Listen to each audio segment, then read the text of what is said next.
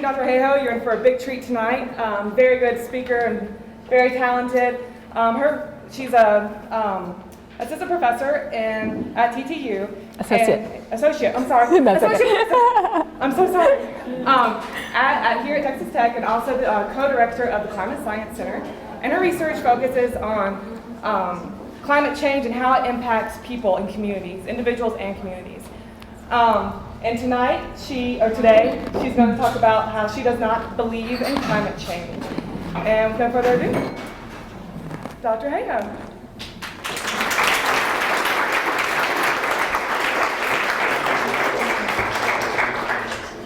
Thank you, everybody. This is awesome.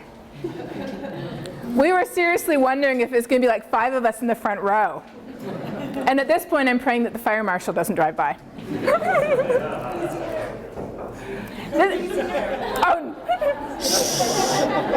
Your uniform's off tonight. All right. This is the first presentation I've ever been able to give with a glass of wine in my hand, and I love it. So if you want anything, they are there at the bar and they're ready to serve you. I know there's a couple of classes here tonight. Welcome. At Texas Tech, we're really short on space because our enrollment has been going up so fast. So I formally volunteer now to hold classes here in the future if I'm allowed. Graduate only. So this is a first in what we hope to turn into a series, starting next semester, of Science by the Glass. It's not supposed to be one of those dry talks where you go through your latest journal article and you pull out all the statistics and you give people the p-values and then you talk about what you don't know. This is supposed to be a talk that is interesting and fun and goes with a nice glass of wine. So I thought, what better to talk about than the fact that I do not believe in global warming. Now, I know that sounds kind of crazy because, as you can see right here, I am at the Climate Science Center and we do study climate change. So you may be wondering, what on earth is she talking about? Well, let me walk you through people's perspectives on this whole thing of global warming and climate change. Let's start with one of our representatives from California, who last year stated that the climate of the globe, the planet we live on, has been fluctuating ever since God created it. Continuing on with the time theme, representative from Florida said, it will continue to change from now into the future because of the way God created the earth. And wrapping things up, a representative from Illinois concluded that the earth will only end when God says it will. Okay, these are what our elected officials are saying about global warming and climate change. But there's a lot more mention of God than there is of science here. So what the heck is going on? This talk, I'm going to call a Lindsey Graham talk, and you'll see why. It's because Lindsey Graham really gets it. And here's what the first thing Lindsey Graham has to say. The problem is that Al Gore has turned this thing into a religion. Now, in fairness to Al Gore, I would just like to point out that it isn't just Al Gore turning it into religion, it's people framing Al Gore as turning it into a religion. What do I mean by that? I mean that this nice figure here, this did not come from Al Gore's Climate Reality Project website. And there are both people on one side asking, do you believe in climate change? And there are also people on the other side saying that you're making it a religion. If you guys are able to move away from the door, I think there's still people trying to get in. I know it's crazy. The next Pub Science, we're going to be charging a $25 cover fee. And then that will go to a scholarship, maybe. No, just kidding.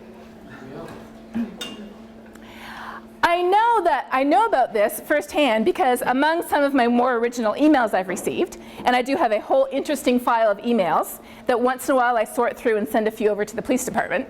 In one of my more original emails, I was accused of being the high priestess of Al Gore. And I would just like to say for the record,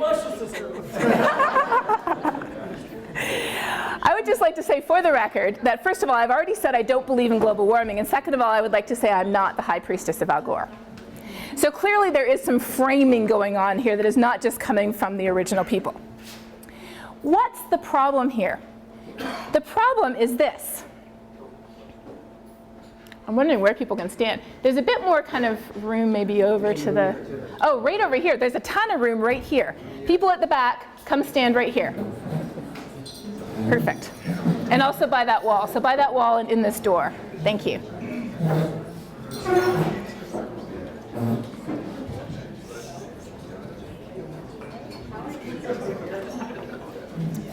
Awesome. Much better. So why is this a problem? It's because in the United States, 77% of people already have a Christian religion, and I think about 5% more have another religion. So 82% of people in the United States already have a religion, and I do too. We are not looking for a new religion. Even if we don't have a religion, that's usually by choice, and we're not looking for a new religion even then. So that's why this is a problem. But you may say, okay, wait. It's fine with those people who have a religion, but you godless heathen scientists are the ones pushing this on us. I won't ask for a show of hands of how many of those people are in the room. This myth is very widespread. In fact, going to another representative, you can see that I have my pick of quotes tonight.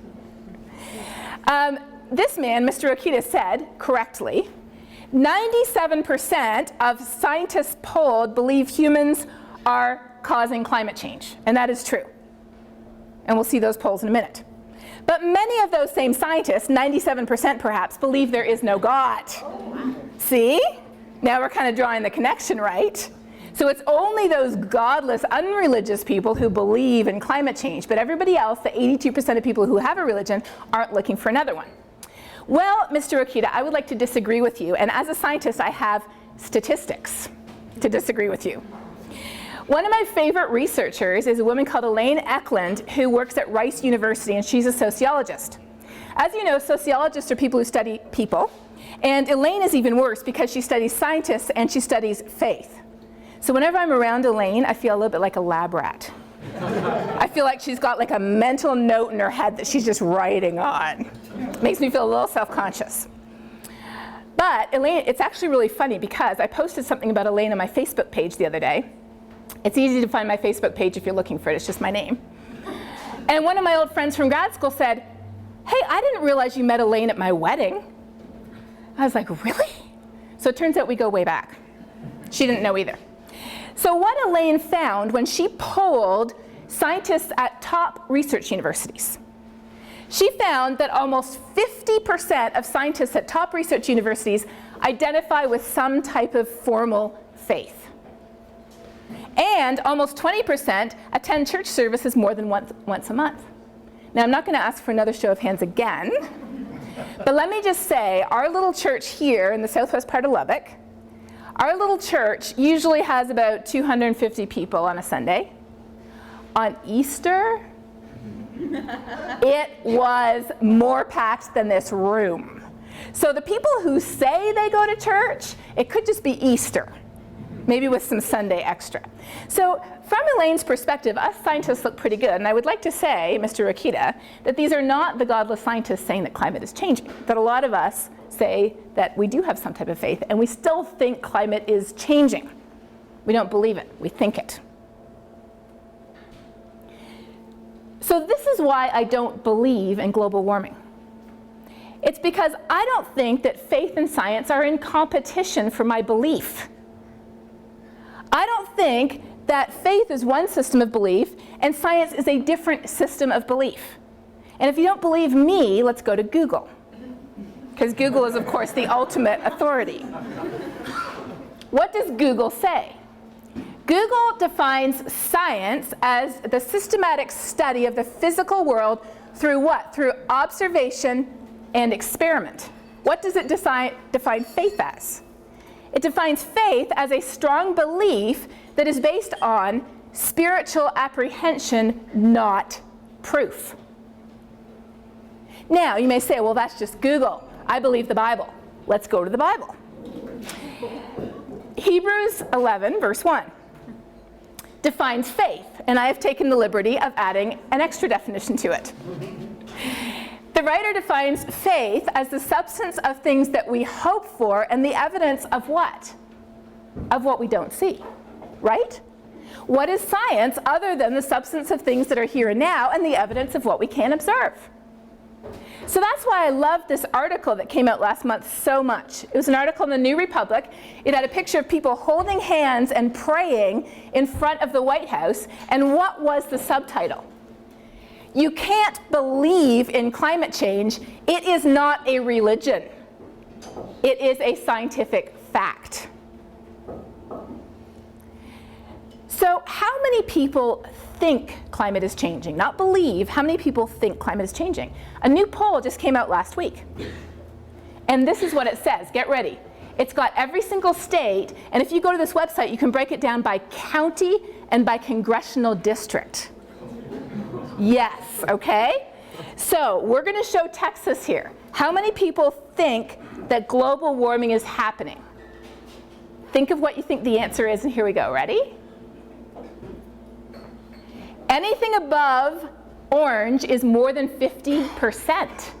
So what do we have in Texas? We have between 55 to 65% of people thinking that global warming is real. And you may say, yeah, but that's just Austin. But that's the beauty of this. You could, if you go to this website, this is the Yale Climate Communication Forum. If you go to the Yale Climate Communications website, you can break this out by congressional district and you can see Lubbock. Or at least, you know, the Lubbock district. And we're still orange. Pretty crazy, isn't it? Why do we think global warming is real? Not believe. Why do we think? Well, if we turn on the news, we hear people saying stuff like, you know, this stuff is, global warming has stopped. It's slowed down. And in fact, if you look at global average temperature from NASA, so this is global average temperature from NASA, who put men on the moon. Just to be clear, we're talking about the same NASA. And you look at a few years, yes, actually from 2001 to 2011, global temperature was pretty flat. But as you can see, I think we're missing something here. And the number one rule of anybody doing any type of science is you got to look at all the data, not just the data that you like, right?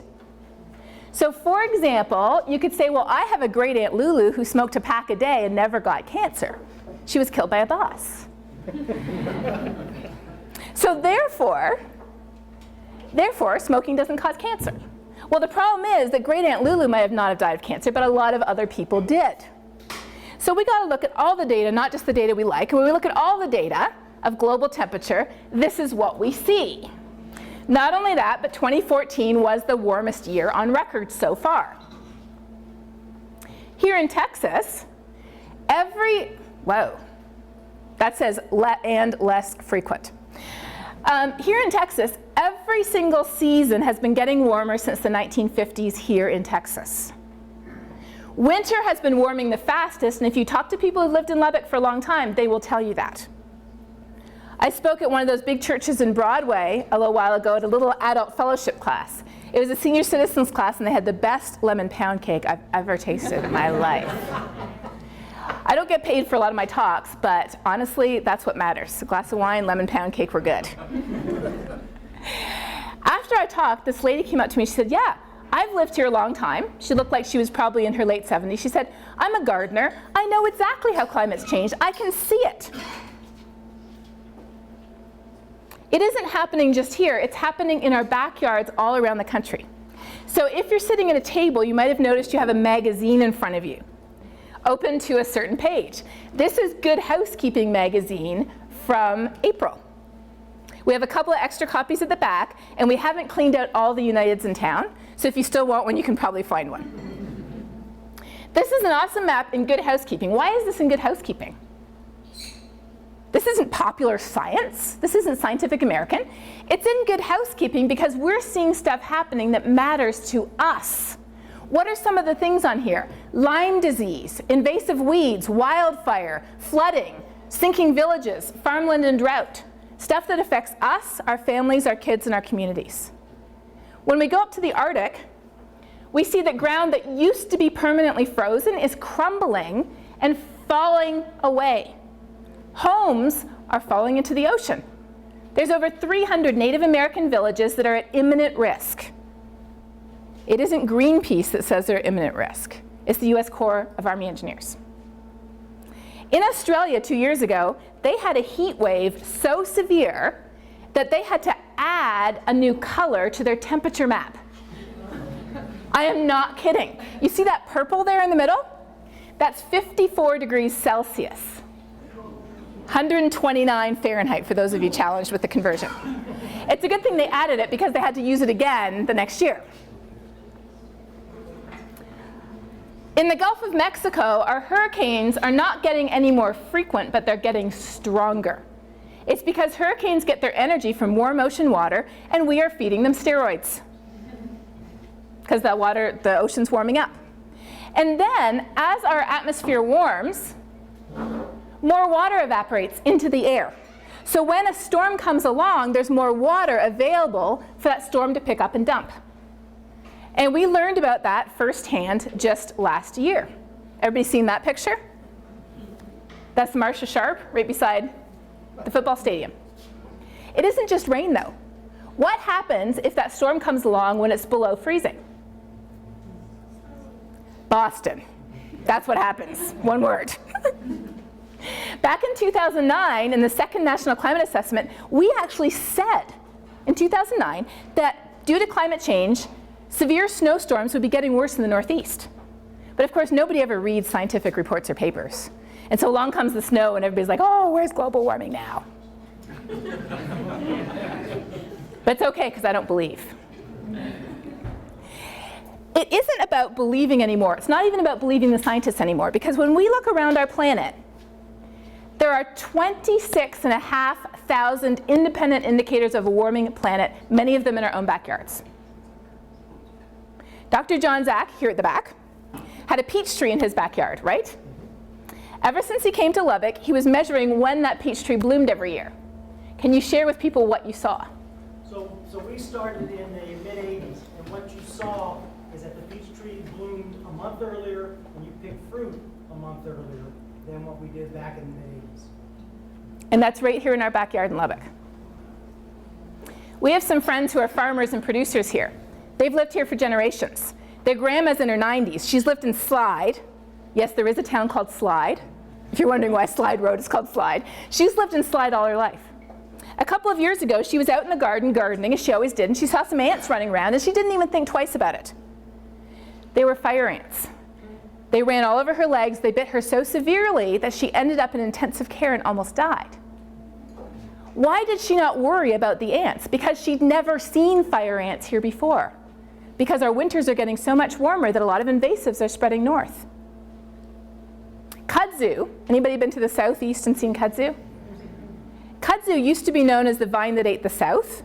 Today it's all through southern Illinois, and they found it in Canada 3 years ago.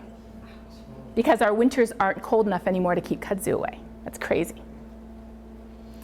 So then you might say, all right. Okay, so I agree that climate is changing. But it's got to just be the same reason it's changed before. Because we know, and us climate scientists are the one who study this, we know that the sun causes our climate to change, and we know that there's natural cycles. Anybody living in Texas knows about natural cycles, right? If you don't, you do now. You should, because they matter a lot to us. So we have to ask, could it be one of these things that is causing climate to change? Because otherwise, saying it's humans is a little bit like going to the doctor with a fever, and the doctor's like, Ebola. Now, if you live in Dallas, that may happen. But hopefully not in Lubbock.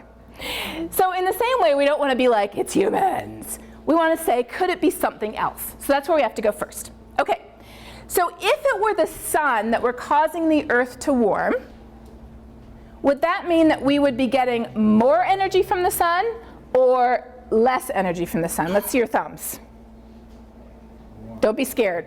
There's no pop quizzes. Yes, I see some thumbs going up. Okay, so here's the temperature of the Earth over the last 110 years. And here's the energy from the sun. Now, the energy from the sun was going up until the 1970s, and since then, it's been going down. So if our temperature were controlled by the sun right now, we should be getting cooler, and we're not. So it can't be the sun. Could it be a natural cycle? Well, we have two types of natural cycles. We have one type that just moves heat around the planet, like El Nino. So in some places it's warmer, other places it's cooler. Sometimes it's wetter, sometimes it's drier. But our whole planet is warming, from the bottom of the ocean to the top of the troposphere. So it can't be one of those cycles because the whole thing is warming. It would violate conservation of energy. But we do know there's some other bigger cycles. And anybody who has a child or would maybe admit to having watched this movie knows. There's this movie called Ice Ages. Yes? Yes. Anybody who has a child has probably seen them about 50 million times, and you're about to like kill yourself or stab your eye out if you see it again. From these movies, we learned that the reason why ice ages end is because there is a rodent chasing a nut. And the rodent breaks off a piece of ice, and that, you know, it all cascades from there. In all seriousness, though, we know there was an ice age. So people have said, well, aren't we just getting warmer after the last ice age, right? There's somebody still trying to get in the door back there. Well, here's what our Earth's temperature looks like over the last 6,000 years.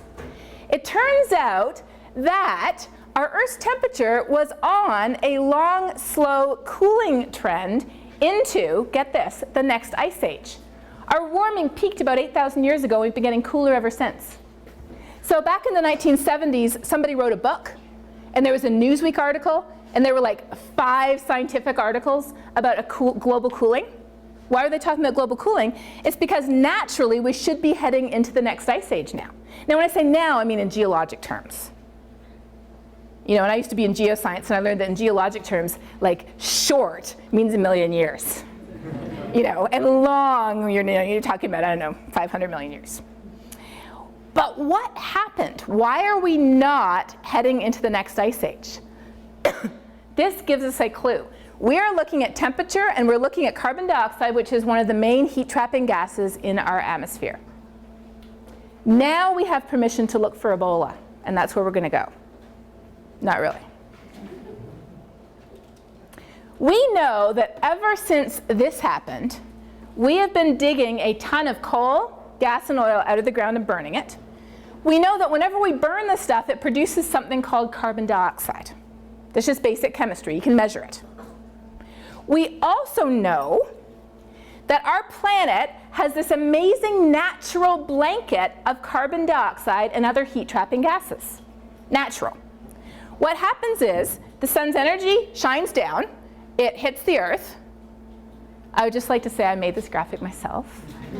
If there's any design students in the room who want to redo this, you are welcome to do it. This is as good as a scientist can do. The Earth heats up, and what does it do? What does your body do when you heat up? You give off heat. That's what the Earth does. The Earth gives off heat. But here, see all these little invisible molecules of carbon dioxide and other heat-trapping gases that are totally transparent to the sun's energy? The sun goes right through them like a window. Guess what?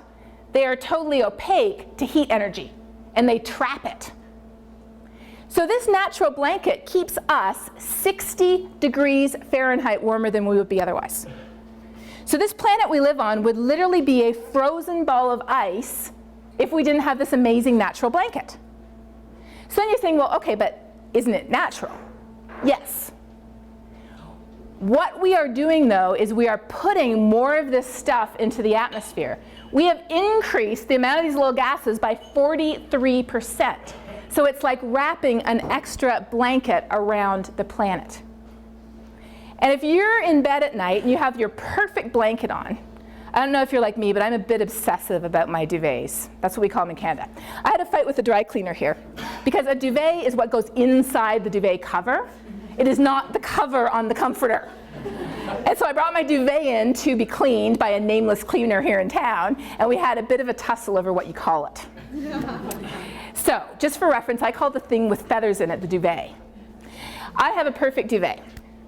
And if somebody sneaks in the middle of the night and puts an extra blanket on top of me, what happens? Start to sweat. That's what we're doing to our planet. And that's why it's heating up. How long have we known this? Have we known it since Al Gore started funding climate research? That actually has never happened. No, this is how long we've known it for.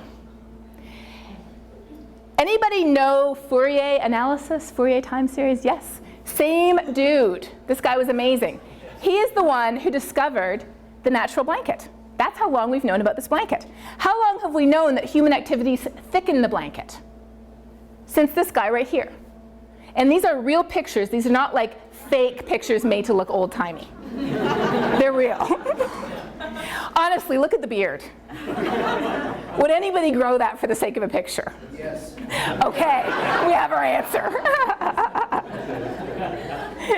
I think everybody has to take a drink now. This guy is awesome. He was a Swedish chemist who was the first person to calculate how much the Earth would heat up if we doubled and tripled carbon dioxide levels. And everybody who's taken my class knows about this guy. He calculated the first climate model by hand, and it took him 2 years. And the results he got were almost identical to what our most powerful climate models get today. But because all he was doing for 2 years was a bunch of mathematical calculations, his wife left him. At some point in the 2 years. I don't think he noticed until the end. So given that I personally do climate modeling, I would just like to say I am very grateful for Texas Tech's High Performance Computing Center. It allows me to stay married. I set up the runs, and then I go, have dinner, do laundry, interact with my family, and then I go back and check them at 2 in the morning when everybody's asleep. This guy was the first one to measure how much the world was warming due to human activities, and this guy was the first one to start tracking carbon dioxide levels in the atmosphere. But when you ask people, do you think scientists agree on climate change? Now here's another poll. In your head, where do you think scientists are on climate change? Do you think it's like a third say, yes, it's happening because of humans, and 2/3 say no? Do you think it's 50-50? Do you think it's 2/3, 1/3? Get a number in your head. You're too educated. If you survey people, most people think it's just about 50-50. But the lowest numbers we've ever gotten are 97. And in fact, if you don't ask scientists for their opinion, but if you just go to the scientific literature, this is what it looks like. Ready for this? 14,000 peer-reviewed articles saying climate change is real and human-caused, 24 saying no, and we learned last month that 2 of those articles were deliverables for a coal company. Literally, the guy was given $250,000 in order to write these 2 papers and get them published in a Chinese journal.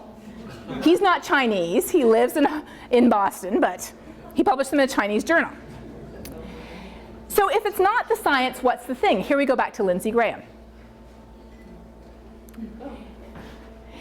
He kept on going and he said, it's not a religious problem for me, it is an economic problem. But here's the thing, it's a lot easier to say it's not a real problem, and God says it isn't, than to say it is a real problem, but I don't want to do anything about it, right? So if you, not you, if anybody you might ever happen to know ever was possibly ever part of AA, what is the first step in Alcoholics Anonymous? You got to admit you done it, right? But the problem is if we really don't like the solutions, we don't want to admit it's a problem. Why is that? I have to admit, being Canadian, that my history mostly focused on Canadian, European, and world. I didn't really take much American history. It was an option. I did physics instead. What can I say? But living here, I've learned a lot, because I gotta say, the kids in school, they gotta do a ton of work. And so I have to read all the books too. So I learned a lot about American history. Why was the American Revolution really fought? Taxes. Thank you. What do we hear when we hear about climate change solutions? Taxes. Why do you think people don't want to do anything about climate change? Exactly. As a man said in Houston, where I was talking to people the other day, he said, I don't want the government telling me where to set my thermostat. I don't either. I don't want the government telling me what I'm allowed to drive. I don't want the government telling me I have to replace my light bulbs. I might want to, but I don't want anybody telling me I have to. It's different. So this is the problem we have. And now I want to end with a bit of hope. When using the same survey, remember that survey I showed you? They asked, do you think it's important to fund research into renewable energy? So in other words, energy that doesn't produce carbon. Look at this. Isn't that great? You can actually see the districts here, and I think we're in the 65 to, it's hard to tell, 65 to 75 range. Not only that, but who supports requiring our utilities to produce 20% of electricity from renewable sources? I have news for LP&L. Here in Lubbock, we're over 50%. And when you drive around where we live, this is what we see. This is a picture from Florida. Now, 2 years ago, I was down in La Mesa with a BBC film crew. And they were filming a farmer who was affected by the drought. And so they dragged along kind of the mandatory climate scientists to give the climate science perspective. So the farmer and I were stuck together for quite some time. But after about an hour, when we'd established that he knew somebody who went to our church, and I knew somebody who went to his church, and we kind of bonded. And so after about an hour, I felt like I could actually, get up my courage to ask him a question. I said, I've noticed that your neighbor has wind turbines. And this was a very conservative man, I have to say. I've noticed that your neighbor has wind turbines right up to the edge of your land, and you don't have any wind turbines, but you do have a couple of oil wells. Is there a reason why you don't have wind turbines? And I was expecting to get, Al Gore, yada, yada, yada. Global conspiracy, yada, yada, United Nations, yada, yada, Antichrist.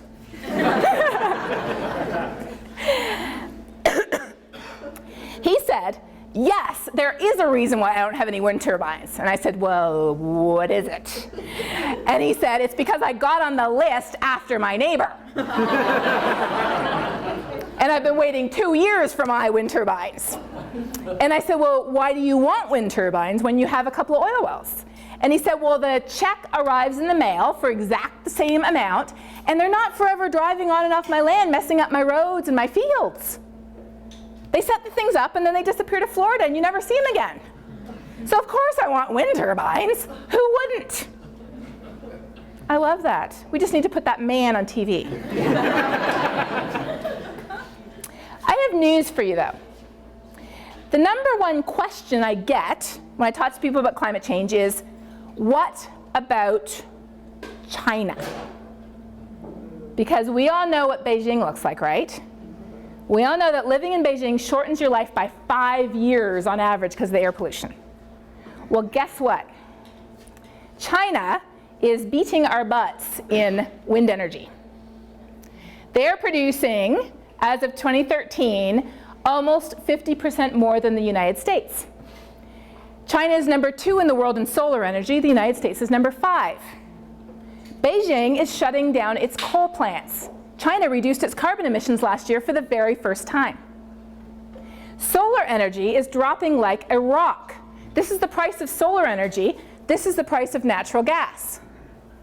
Why is this relevant to Texas? It's because there's this little town called Georgetown, everybody heard of Georgetown, just north of Boston, that made news last month for going all renewable. Why did they do it? It was primarily a price decision. And in fact, the mayor went on to specifically say that he didn't like Al Gore. This is really kind of Al Gore and Lindsey Graham talk.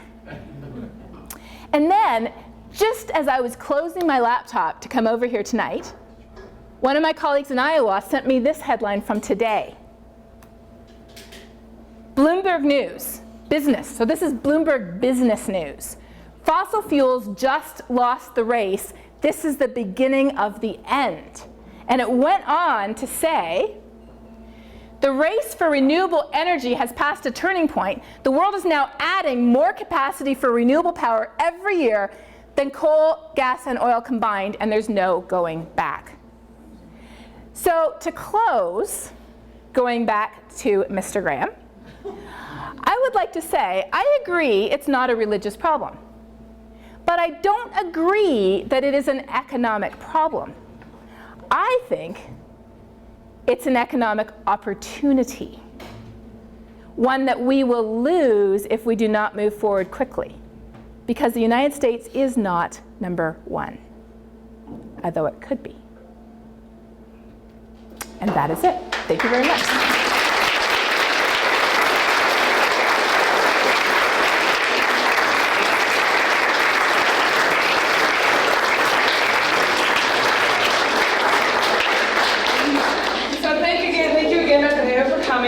So these are kind of meant to be a discussion, and also just kind of open it up to dialogue between scientists, community. So anything you have to ask or any discussion points you want to throw out there, we're going to open for that. Absolutely. What type of duvet do you recommend? Sorry, what type of what? Duvet. Oh, duvet. There is this company in Maine, and they make these awesome pillows too. But you have to find them when they're on sale. Yes. In terms of light bulbs, LEDs are really awesome. You have to look for the right temperature LEDs, but you can buy them at Lowe's, you can buy them on Amazon, you can save a ton of money. So just, I think a couple of you have probably heard this before, but if every home in the US replaced one old style light bulb with a new LED, that would be like taking 1 million cars off the road. That's not a problem, that's an opportunity. Sarah. So we all know people, or maybe have people in our families or friends that do not, quote unquote, believe in climate change. And this would be a great thing to bring them to, a nice 30-minute presentation. But do you have any advice on maybe a 2 to 3 minute spiel that we can kind of give to these people without sounding? Yes.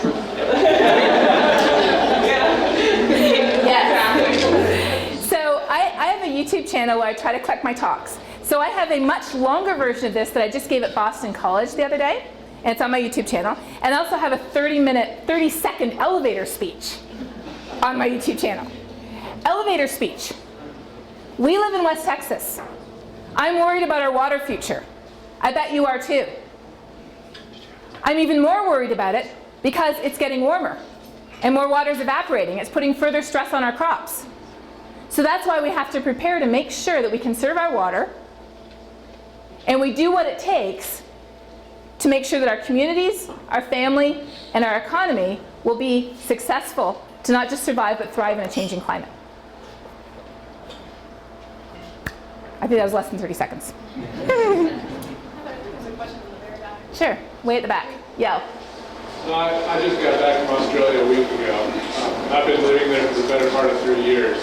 Awesome. I was in the very middle, very near where your Let's put that back up.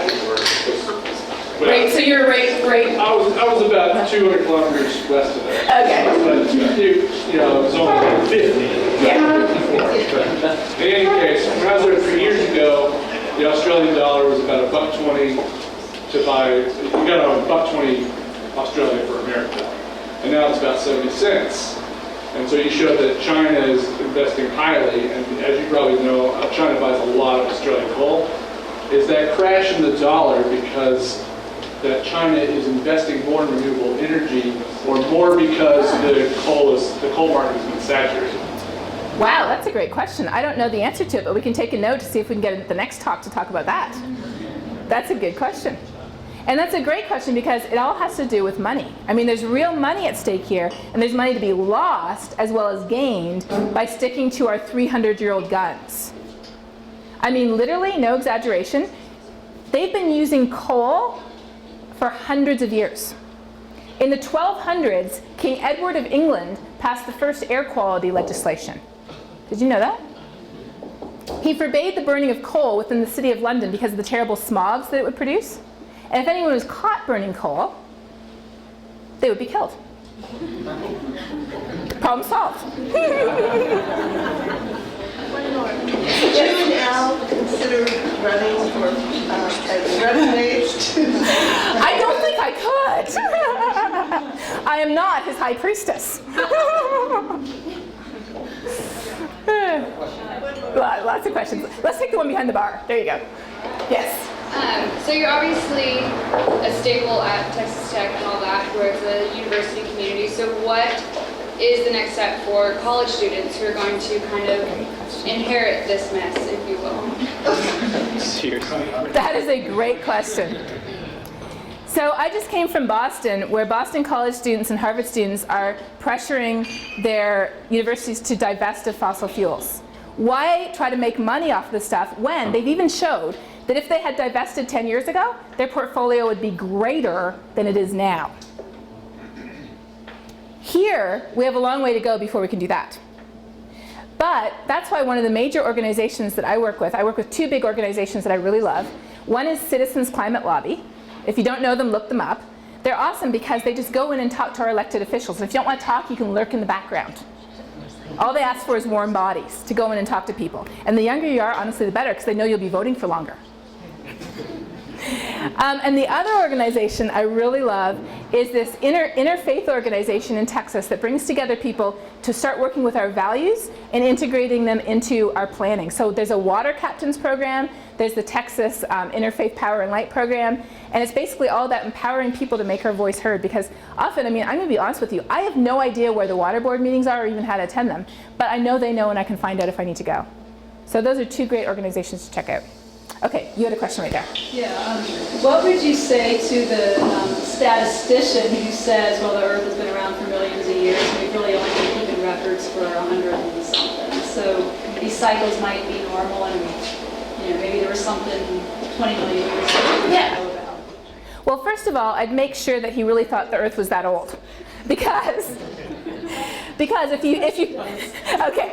you think the Earth is 6,000 years old, there are no natural cycles.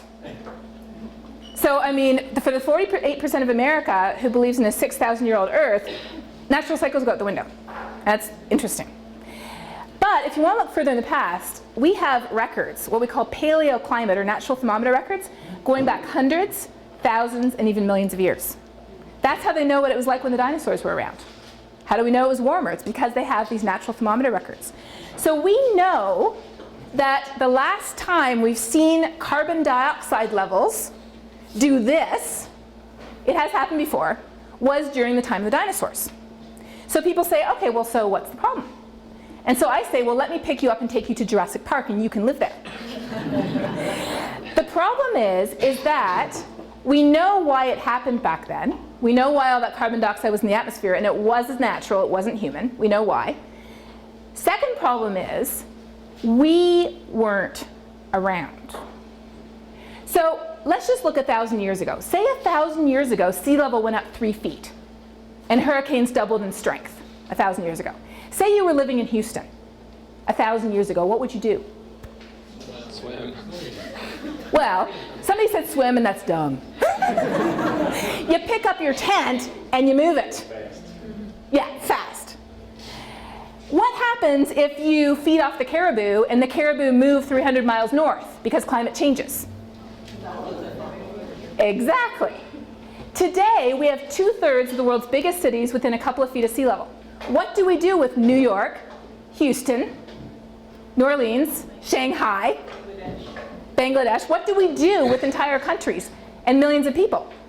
Within this century, they estimate 300 million people will be environmental refugees because of sea level rise. That's why we care about climate change, is because we didn't exist in the time of the dinosaurs. I think that's important framing. Great. I think we have time for a couple more. Okay, and we had Robert back there too. Yes. I was wondering if on the pro side of raising taxes, why are they? Why will they use that money to do it? Go towards research, or what is that raising taxes going to do? Ooh, that is a great question. So, one of the things that people are talking about is putting a tax on carbon, and I want to show you. Let's see. I think I actually have it. Yes. This is how many people support a carbon tax. Now it's below 50, but where we are is 40 to 45% of people support the carbon tax. What would it look like? We're just starting to film for the Years of Living Dangerously next week. If you haven't seen it, check out season 1. It's awesome. It won an Emmy. Not because of me. It was because of the vampires that they got in the movie. You put a vampire in something, it's going to win. So these are actually a couple of slides from that. So right now, it's free to put carbon dioxide into the air. It's totally free. But it's a pollutant. So essentially it's garbage. So how would you stop putting this stuff into the air? If you have to pay to put it in, then cheaper, clean energy gets cheaper. Won't gas prices go up? Yes, but when they did this in California, and they're already doing this in California, gas prices went up 2 cents. In Iowa, gas prices just went up 10 cents. Why did they go up 10 cents? To improve the roads. That's why. Who is putting a price on carbon? This is who's doing it. Green is already doing it. Red is considering doing it. And I'm from Ontario, and I would just like to say, as of yesterday, Ontario turned green, which is pretty cool. Look over there at China. Red and green. So people are definitely considering, sorry? What's blue? Blue, green and blue. That's a good question. Oh, I think it's a different type. So either you can make them pay in different ways. So you can do like a cap and trade, or you can do a carbon tax. So I think that's one of the either two. So it can work, and as this shows, even here in Lubbock, look at our congressional district here. 40 to 45% of people support a carbon tax on one condition: if the money goes back to people. And here's the cool thing is they've been doing it in British Columbia. I think I have here. In British Columbia, I love this headline, "The shocking truth about their carbon tax, it works." They now have the lowest personal income tax rate in Canada and one of the lowest corporate tax rates in North America because they're giving all the money back to people, and that's pretty cool. If a government can manage to do it, because we all know governments have sticky fingers. Robert. All right, it's a big question. I'm just about finished with the book Windfall. Oh yeah, yeah. So, A book called Windfall, which is about money and renewable energy. it's about profiteering off Yes, of making climate money. change. So Greenland, the ice is retracting, opening up fields, opening up opportunities to mine, which does nothing but hasten.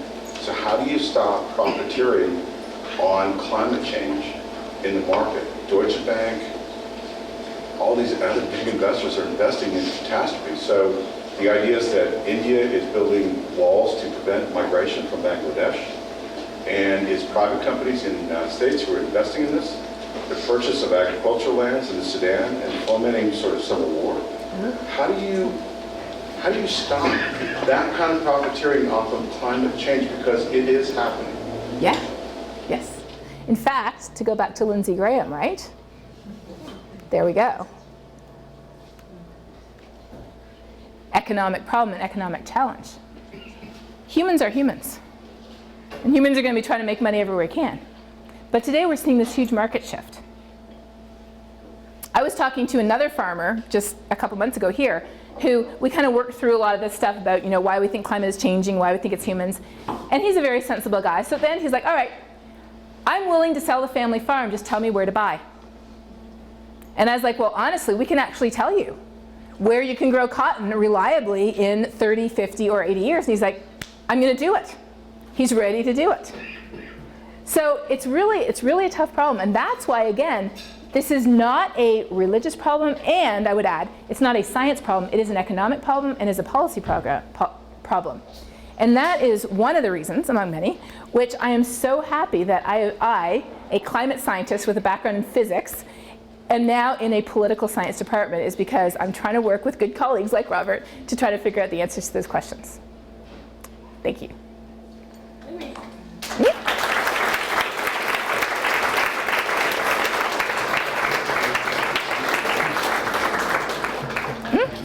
Are there any other time? We have like 5 minutes. Okay, we're being called. One more question, yes. And then if we have time, you. Let me ask you and maybe the rest of the audience for your thoughts on this. I teach organic chemistry. One of the things we have to do is talk about burning stuff and making CO2, and one of the analytical techniques we use is infrared spectroscopy, which is the greenhouse effect. Right. So my question, sort of for you and for everybody, we live in Lubbock. One of the remarkable things about Lubbock is it cools off at night, right? Why does it do that? I think everybody would agree it's because it's dry. There's not water in the atmosphere. Fourier Tyndall said water and CO2 do the same thing in the atmosphere. So we know, not believe, but we know in Lubbock the effects of greenhouse gases. Is that right? Does that make sense? It does. Why don't you just go explain it to everybody? No, we do. I mean, no, that's a question. If you want me to, Yeah. does that make sense to the rest of you? Am I teaching my class the right way? Yeah, the Weather Bureau will even make that case when they say, there's going to be no cloud cover tonight in the winter, and so it'll be considerably cooler than maybe it had been a couple of days before when there was precipitation event. Well, cloud cover makes a difference, but straight up humidity makes a difference too, and we know that. I don't think there's any mystery. It's true. So that gets back to the idea of it's not believing that heat trapping gases trap heat. You can feel it every single night and day in Lubbock. But often we just don't connect the dots. So one of the parameters that does get measured, if you look at the difference between the minimum temperature of a day and the maximum temperature of a day, that's called daily temperature range. And they've looked at it globally, and we've looked at it at Texas Tech a number of places. So for the Lubbock region through Big Bend, we are decreasing DTR by increasing the night temperature by about 0.2 degrees centigrade per decade. The global average right now is running at about 0.1 degrees centigrade per decade. So we are warming faster at night than most. In fact, the arid systems across the planet are warming faster than any other system. So our DTR is getting shorter and shorter and smaller and smaller. Now that has indirect consequences to a lot of ecological systems, because one of the things is pollen gets affected by nighttime temperature. And if it's too warm, you won't pollinate anything because the pollen dies. Where do y'all measure that? Like in town, outside of town? Yeah, we'll do it in town. Yeah, we're doing it for cotton fields. So this is another preamble. We modified DTR in some dryland cotton, and we increased our cotton yield by 30% without any change in moisture, just by modifying DTR. Lengthening or shortening? We have shortened it. So one of the benefits of shortening DTR is you're going to get a better cotton yield. But eventually it's going to cross that threshold where the pollen won't be viable. Yeah. Okay. Will it do grape yield? Yeah, exactly. That's important. We did that for California, though, actually. We did a grape study for California, climate change in grapes. We got no free tastings. I'm really bitter about that. Were you going to comment on what he said? I kind of forgot now, but I was going to comment about the water and trapping heat and that kind of thing. But without the water, it also doesn't cool the soil, and so heat waves can be even more intensified, even though it's not trapping the heat. So the heat wave of 2010 or 11 or whatever it was also driven by a lack of moisture in the soil, which would have otherwise cooled the temperature. And that's what we call a vicious cycle, and that's a lot of what we see. All right, you get the last question. Pressure's on. So do you think that climate change has been framed as a debate to distract from finding solutions to using non-fossil fuels, I guess? Yes. Do I think climate change has been framed as a debate? I do. And let me offer, I think I have one more quote to offer. Let me offer one more quote to finish. We can't really finish talking about climate change in South Central United States without quoting this man. So thank you. That was an incomplete presentation. He says, what is his argument against climate change? God. But in an interview with Rachel Maddow 3 years ago, he said this same man, on record. He said, I used to believe in climate change. So he is farther along than me. I used to believe in climate change until I read the Bible? No. Until I went to church? No. I used to believe in climate change until I found out how much it would cost to fix it. So yes, I do. Thank you. All right, this is so awesome. I'm going to do something a speaker doesn't usually do. I'm going to take a picture of you all. So please raise your glasses. Everybody who has a glass, raise your glass. And here we go to the very first Science by the Glass. Awesome. Panorama shot all the way around the room, because otherwise we couldn't get everybody. Congratulations to Emily and Sarah. Stand up. Yeah.